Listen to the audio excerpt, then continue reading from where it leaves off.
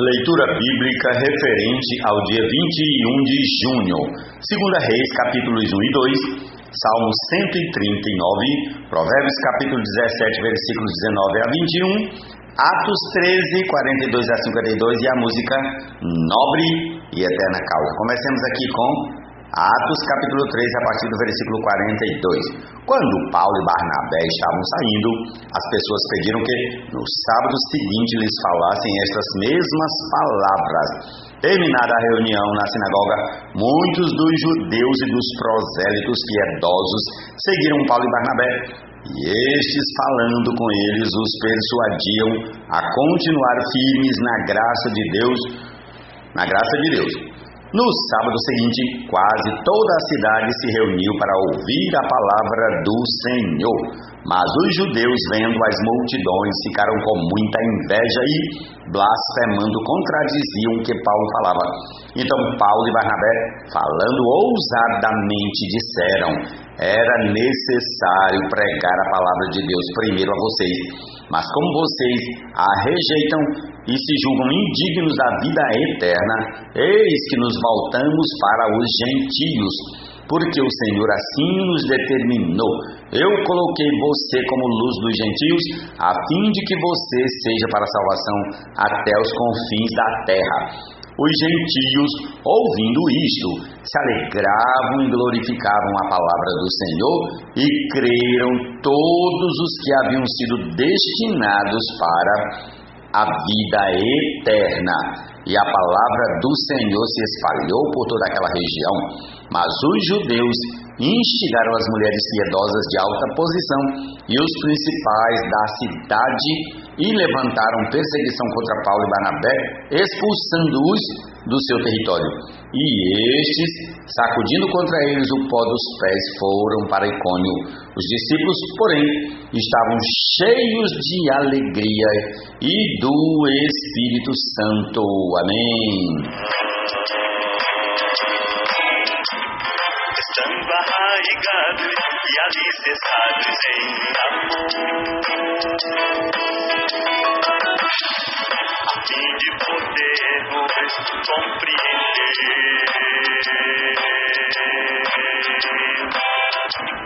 com todos os santos qual a largura,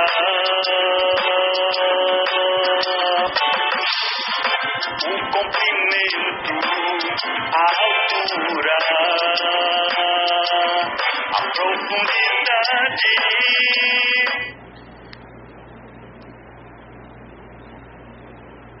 Quem ama a discórdia, ama o pecado.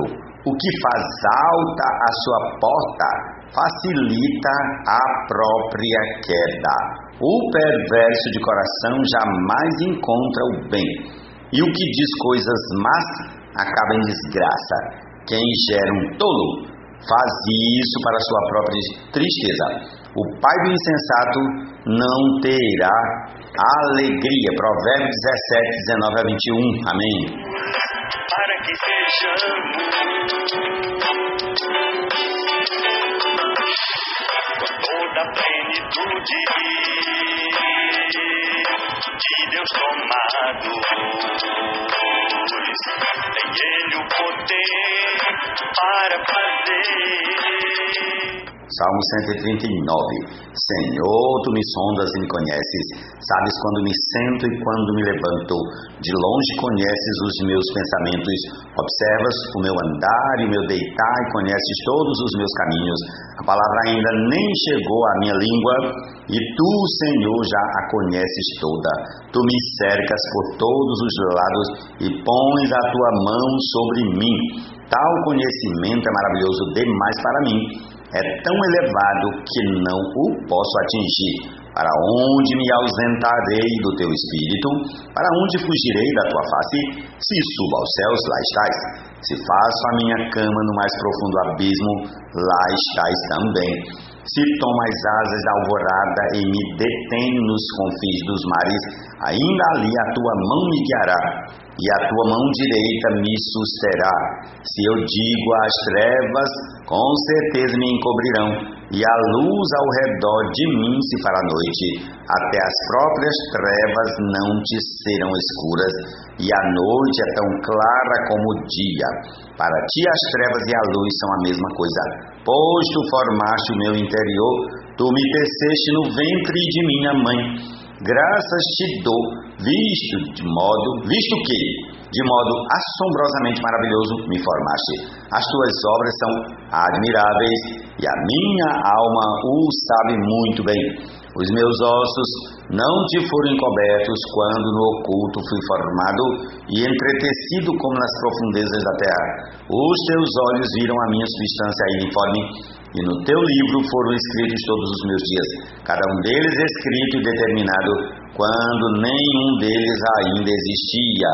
Que preciosos para mim, ó Deus, são os teus pensamentos, e como é grande a soma deles. Se os contasse, seriam mais do que os grãos de areia. Quando acordo, ainda estou contigo. Como eu gostaria, ó Deus, que acabasses com os perversos. Afastem-se, pois, de mim, homens violentos. Eles se rebelam contra ti, e como teus inimigos falam coisas ruins. Acaso não odeio os que te odeiam, Senhor? E não desprezo os que se levantam contra ti? Eu os detesto com ódio completo. Para mim são inimigos de fato. Sonda-me, ó Deus, e conhece o meu coração. Prova-me e conhece os meus pensamentos. Vê se há em mim algum caminho mau e guia-me pelo caminho eterno.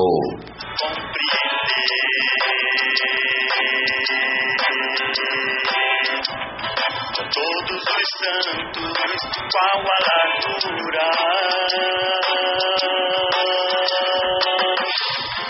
o comprimento. 2 Reis, capítulo 1, versículo 1. Depois da morte de Acabe, o rei dos Moabitas se revoltou contra Israel, e o rei Acasias caiu pelas grades de um quarto do andar superior em Samaria e ficou ferido.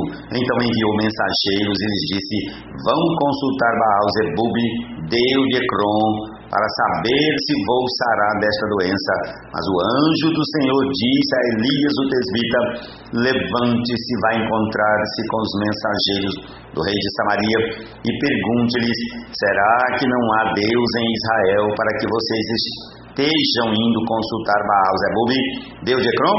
Por isso assim diz o Senhor: da cama em que está deitado você não sairá mais, você certamente morrerá. Então Elias foi embora.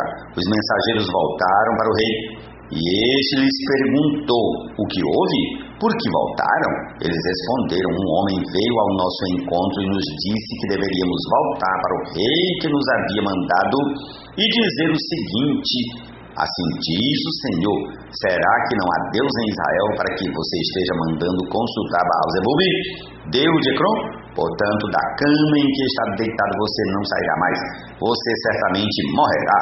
Então o rei perguntou: qual era a aparência do homem que veio ao encontro de vocês e falou tais palavras? Eles responderam: era um homem vestido de pelos com um cinto de couro na cintura. Então o rei disse: é Elias o tesbita. Então o rei enviou um capitão de 50 com seus 50 soldados em busca de Elias. O capitão subiu o monte em cujo topo Elias estava sentado e lhe disse: homem de Deus, o rei está ordenando que você desça daí. Mas Elias respondeu ao capitão de 50: se eu sou homem de Deus, que desça fogo do céu e consuma você e os seus 50 soldados. Então desceu o fogo do céu e consumiu o capitão e os seus 50 soldados. O rei enviou outro capitão de 50 com os seus 50 soldados. Ele subiu ao monte e disse a Elias: homem de Deus, o rei está ordenando que você desça daí imediatamente. Elias respondeu: se eu sou homem de Deus, que desça fogo do céu e consuma você e os seus 50 soldados. Então fogo de Deus desceu do céu e consumiu o capitão e os seus 50 soldados. O rei enviou um terceiro capitão de 50 com os seus 50 soldados. Este terceiro capitão de 50 subiu o monte, pôs-se de joelhos diante de Elias e lhe suplicou: homem de Deus, peço por favor que a minha vida e a vida destes teus servos, os 50 soldados, seja preciosa aos teus olhos, porque desceu fogo do céu e consumiu aqueles 2 primeiros capitães de 50 com os seus 50 soldados. Agora, porém, que a minha vida seja preciosa aos seus olhos. Então o anjo do Senhor disse a Elias: desça com este, não tenha medo. Ele se levantou, desceu com ele e se apresentou ao rei. Elias disse ao rei: assim diz o Senhor, porque você enviou mensageiros para consultar Baal-zebub, Deus de Ecrom? É porque não há Deus em Israel, cuja palavra se possa consultar? Portanto, da cama em que está deitado você não mais sairá. Você certamente morrerá. E assim Acasias morreu segundo a palavra do Senhor anunciada por Elias. E Jorão, irmão de Acasias, reinou em seu lugar no 2º ano do reinado de Jeorão, filho de Josafá, rei de Judá. Isto porque Acasias não tinha filhos. Quanto aos demais atos de Acasias e ao que fez, não está tudo escrito no livro da história dos reis de Israel? Prossigamos ao capítulo 2 de 2 Reis. Quando o Senhor estava para tomar Elias ao céu no redemoinho, Elias saiu de Gilgal em companhia de Eliseu. E Elias disse a Eliseu: fique aqui, porque o Senhor me enviou a Betel. Mas Eliseu disse: tão certo como vive o Senhor e como você vive, não o deixarei ir sozinho. E assim foram até Betel. Os discípulos dos profetas que estavam em Betel saíram ao encontro de Eliseu e lhe perguntaram: você sabia que hoje o Senhor levará o seu mestre, levando-o por sobre a sua cabeça? Ele respondeu: sim, também eu já sei, mas não digam nada. Então Elias disse a Eliseu: fique aqui, porque o Senhor me enviou a Jericó. Mas Eliseu disse: tão certo como vive o Senhor e como você vive, não deixarei ir sozinho. E assim foram a Jericó. Então os discípulos dos profetas que estavam em Jericó se aproximaram de Eliseu e lhe perguntaram: você sabia que hoje o Senhor levará o seu mestre, levando-o por sobre a sua cabeça? Ele respondeu: sim, também eu já sei, mas não digam nada. Mais uma vez Elias disse a Eliseu: fique aqui, porque o Senhor me enviou ao Jordão. Mas Eliseu disse: tão certo como vive o Senhor e como você vive, não o deixarei ir sozinho. E assim os dois foram juntos. 50 homens dos discípulos dos profetas foram e ficaram a certa distância, quando ambos pararam junto ao Jordão. Então Elias pegou o seu manto, enrolou-o e bateu com ele nas águas, as quais se dividiram para os 2 lados, e ambos passaram em seco. Quando eles tinham passado o Jordão, Elias disse a Eliseu: diga o que você quer que eu faça por você antes que eu seja levado embora. Eliseu disse: quero receber por herança a porção dobrada do seu espírito. Elias respondeu: você fez um pedido difícil, mas se você me vir quando eu for levado embora, será como você pede. Porém, se você não me vir, não será assim. Enquanto iam caminhando e falando, eis que um carro de fogo com cavalos de fogo os separou um do outro, e Elias subiu ao céu no redemoinho. Ao ver isso, Eliseu gritou: meu pai, carro de Israel e seus cavaleiros. E nunca mais ele viu Elias. E, pegando a sua própria roupa, rasgou-a em 2 partes. Então levantou o manto de Elias, que havia caído, e voltou para a margem do Jordão. Pegou o manto de Elias que havia caído, bateu com ele nas águas e disse: onde está o Senhor, Deus de Elias? Quando ele bateu nas águas, elas se dividiram para os 2 lados, e Eliseu passou. Os discípulos dos profetas que estavam defronte em Jericó viram isso e disseram: o espírito de Elias repousa sobre Eliseu. Foram ao encontro de Eliseu e se prostraram diante dele em terra, e disseram a Eliseu: eis que entre os seus servos há 50 homens valentes, deixe-os ir em procura do seu mestre. Pode ser que o Espírito do Senhor o tenha levado e lançado em algum dos montes ou em algum dos vales. Porém ele respondeu: não mandem ninguém. Mas eles insistiram com ele, até que, constrangido, lhes disse: podem enviar os homens. E enviaram 50 homens que o procuraram durante 3 dias, porém não o acharam. Então voltaram para junto de Eliseu, que tinha ficado em Jericó. E ele lhes disse: eu não disse que vocês não deveriam ir? Os homens da cidade disseram a Eliseu: eis que esta cidade é bem situada, como o Senhor pode ver, porém a água não é boa e a terra é estéril. Ele disse: tragam-me um prato novo e ponham nele sal. E eles trouxeram. Então Eliseu foi até a fonte e jogou o sal na água e disse: assim diz o Senhor, tornarei saudável esta água, ela não será mais causa de morte nem de esterilidade. E aquela água ficou saudável até o dia de hoje, segundo a palavra que Eliseu tinha dito. Então Eliseu partiu dali para ir a Betel. Estando ele a caminho, uns rapazinhos saíram da cidade e zombavam dele, dizendo: suba seu careca, suba seu careca. Eliseu se virou para trás, viu os rapazinhos e os amaldiçoou em nome do Senhor. Então 2 ursas saíram do bosque e despedaçaram 42 deles. Dali Eliseu foi para o Monte Carmelo, de onde voltou para Samaria. Jesus é o Senhor, amém.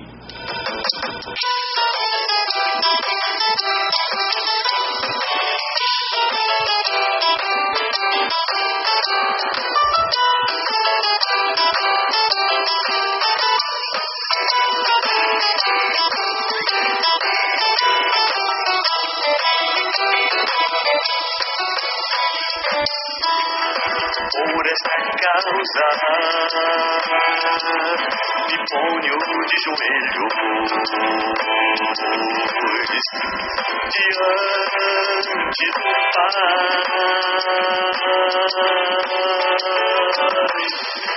quem toma o nome, toda a família, tanto no céu como na terra, para que segundo a riqueza da sua glória nos conceder sermos fortalecidos com poder mediante o Espírito do Senhor.